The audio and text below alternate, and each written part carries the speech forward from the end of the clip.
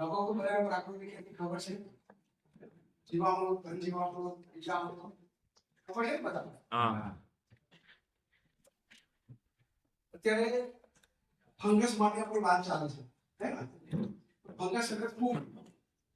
તો ફૂગ આપણા ખેતરમાં આવી ગઈ ના ખબર પડે, આપણે નુકસાનકારક ફૂગ હોય આપણા ખેતરમાં આવી ગઈ ના ખબર પડે. છોડવો સુકાવા મળે, અને છોડવો સુકાવાના ઘણા બધા કારણો હોય, પણ થળિયું કાળું પડે એટલે છોડવો પડી જાય, તો એનો મતલબ ત્યાં ફૂગ લાગી છે. આખો છોડવો છે આમ સુકારો થતો જ નહીં, અને છોડવો ઉપાડીએ તો નીચે મૂળિયા કોવાઈ ગયા હોય, તો આપણે ખબર પડે કે આપણા ખેતરમાં ફૂગ લાગી ગઈ છે.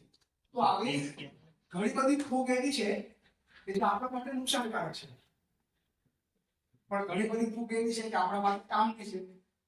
હવે કેવી રીતના ખબર પડે કઈ ફૂગ આપણી કામની છે, કઈ ફૂગ આપણાથી નુકસાનકારક છે, આપણો દુશ્મન છે? તો એના માટે અત્યારે આપણે વાત કરતા હતા કે જ્યારે પણ ફૂગ લાગે ખેતરમાં એટલે આપણે એગ્રોની દુકાને જઈએ અને કોપર ઓક્સાઇડ લઈને આપણને ફૂગનાશક દવા દે, કોપર ઓક્સાઇડ. તો કોપર એટલી ઝેરી છે, મતલબ આપણા જે આપણા માટે નુકસાનકારક છે એવા બેક્ટેરિયા છે ને એને મારી નાખે કોપર. એટલા માટે એવું છે કે તાંબાના વાસણમાં પાણી પીવાનું. શા માટે? તો પાણીની અંદર જે પેથોજેનિક બેક્ટેરિયા આપણા માટે આપણા શરીરને નુકસાનકારક બેક્ટેરિયા છે ને એ તાંબામાં રહી શકે નહીં, મરી જાય. 5 કલાક પાણી તાંબામાં રહીએ તો બેક્ટેરિયા મરવા માંડે. એવી જ રીતના આપણા ખેતરમાં આ કોપર ઓક્સાઇડ દવા છાંટીએ તો એમાં આપણે નુકસાનકારક ફૂગ છે બધી મરી જાય, પણ એની સાથે સાથે આવી ઝેરી જંતુનાશક દવાઓ નાખવાથી આપણા કામની ફૂગ પણ મરી જાય. આપણે આગળ કીટક એટલે જે જીવડા આવે એમાં આપણે પણ જોશું આવે એક દવા છાંટીએ તો કામના જે બેક્ટેરિયા છે એ પણ મરી જાય, નકામા બેક્ટેરિયા છે એ પણ મરી જાય. તો ફૂગમાં પણ એવું થાય. ટાઇકોડર્મા ફૂગ છે આપણા કામની છે. આપણે આપણા સાયન્ટિસ્ટ લોકો ખેતીવાડી વાળા ટાઇકોડર્મા વીડી ખેતરમાં નાખવાનું કહીએ ફૂગ, તો આપણે નુકસાનકારક ફૂગ છે એ કંટ્રોલ થઈ જાય. પણ જ્યારે આવી કોપર ઓક્સાઇડ જેવી ભયંકર ઝેરી દવાઓ નાખીએ તો સારી અને ખરાબ બંને ફૂગો મરી જાય. પછી જ્યારે એટેક થાય બીજી ફૂગનો ત્યારે આપણી કામની ફૂગ તો હોય નહીં, એટલે પછી પાછા આપણા રોપા ઉતરવા માંડે એટલે વધારે ડોઝ વાળી દવા માંગે.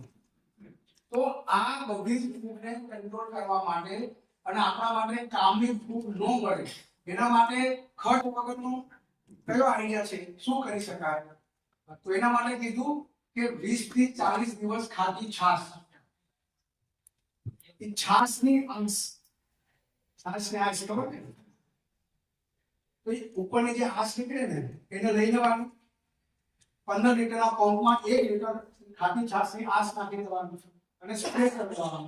એવી જ રીતના જે પિયત હોય એની અંદર આપણે વાસાની ડોટા હોય છે, ધીમે ધીમે એવી રીતના છાશને જવા દેવાનું પાણી સાથે પિયત. આ કરવાથી આનાથી શું થશે?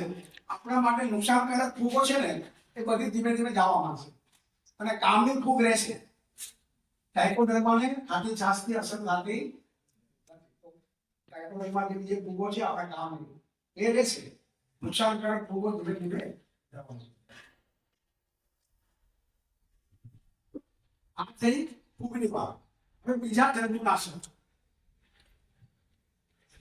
આપણે છોડવા એવું થાય પ્રાકૃતિક ખેતીમાં તમે કીધું કે જીવામૃત નાખો, તો જીવામૃતની અંદર જે બેક્ટેરિયા છે ગાયના પેટમાંથી જે બેક્ટેરિયા આવ્યા છે એની અંદર જમીનના રહેલા ખનિજ તત્વો તોડવાના કામ કરવાના બેક્ટેરિયા જેવું શીખાય ને આપણે, અને અમરેલી વાળા બધાને કઈ ખબર જ છે. તો ખનિજ તત્વો કયા કયા? તો મેં કીધું 108 ટાઈપના ખનિજ તત્વો અત્યારે વૈજ્ઞાનિકે શોધ્યા, તેના નામ આપણે કીધા હતા. તો લોખંડ છે, તાંબુ છે, હે ને, પછી સિલ્વર છે, ચાંદી છે, સોનું છે, પછી ઝીંક છે, બોરોન છે, મેગ્નેશિયમ છે, મેંગેઝીન છે, સોડિયમ છે, ક્લોરાઇડ છે, ફોસ્ફરસ છે, પોટાશ છે. આ બધા ખનિજ તત્વો જમીનમાં છે અને આપણા છોડને આ બધા ખનિજ તત્વોની જરૂર પડે. પણ કેટલી જરૂર પડે? 1.5%. જોયું આપણે 1.5% કેવી રીતના થાય? તો 100 કિલો મકાઈ આપણે સુકાવી નાખીએ તો 30 કિલો સૂકી મકાઈ મળે.